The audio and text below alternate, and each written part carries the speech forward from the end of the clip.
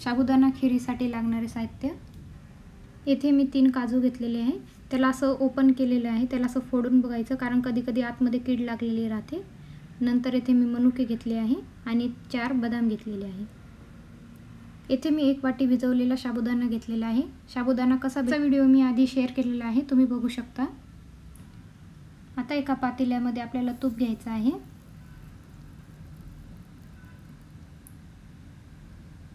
आणि जे आपण काजू बदाम जे घेतले होते त्याला मी असं कुटलेलं आहे, त्याला बारीक करून घ्यायचं आहे आणि तुपामध्ये परतून घ्यायचं आहे.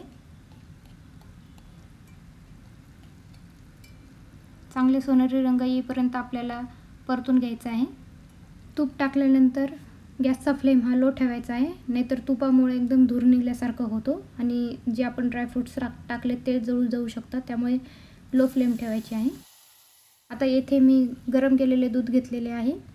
2 कप दूध घेतलेले आहे मी. व्यवस्थित सगळं मिक्स करायचं आहे. आता इथे आपल्याला भिजवलेला साबुदाणा टाकायचा आहे आणि परत एकदा सगळं व्यवस्थित मिक्स करायचं आहे. 2 हिरवी विलायची घेतली आहे. तिला खलबत्त्यामध्ये बारीक कुटून घ्यायचं आहे. खिरीला खूप छान सुंदर सुगंध येतो विलायचीमुळे आणि खूप सुंदर छान चव लागते.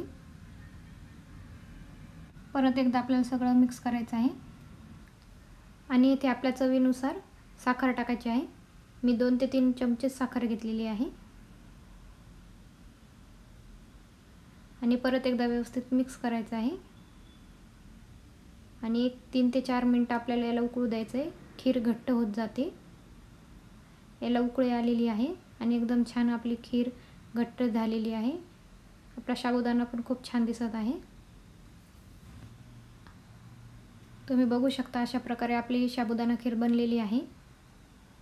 एकदम छान मऊ सुटसुटीत साबुदाणा भिजवल्यामुळे खूप छान वेगवेगळा साबुदाणा इथे दिसत आहे. इथे मी 2 वाटी गव्हाचं पीठ घेतलं आहे आणि 1 चमचाभर ओवा घेतलेला आहे. ओवा मी हातावर चोळून घेतलेला आहे. नंतर अर्धा चमचा मीठ टाकलं आहे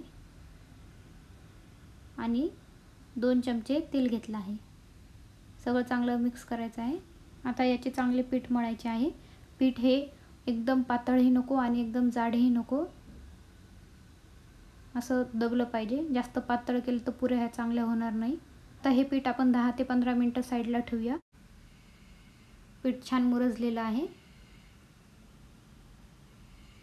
पिठाचा उंडा घेऊन अशी पोळी करायची आहे. आपण जसं चपात्या करतो तशी चपाती लाटून घ्यायची आहे. ग्लास किंवा वाटीच्या साहाय्याने याच्या आपल्याला पुऱ्या बनवायच्या आहे. ग्लासाच्या कडेला पीठ लावून घ्यायचे आहे, त्यामुळे आपली पुरी बनवण्यास पटकन मदत होते. इथे तेल चांगलं गरम झालेले आहे. आता यामध्ये आपण पुरी सोडली आहे. असं झारणीने त्याला थोडं थोडं हलकं तेल टाकायचं आहे वरतून आणि दाबायचं आहे. पुरी छान फुगलेली आहे. आता आपण त्याला काढून घेऊया. जास्त वेळ ही तेलात ठेवायची नाही तर पुरी जळून जाते. अशाच प्रकारे आता आपण दुसऱ्याही पुऱ्या करून घेऊया. आता आपल्या पुऱ्याही तयार झालेल्या आहे.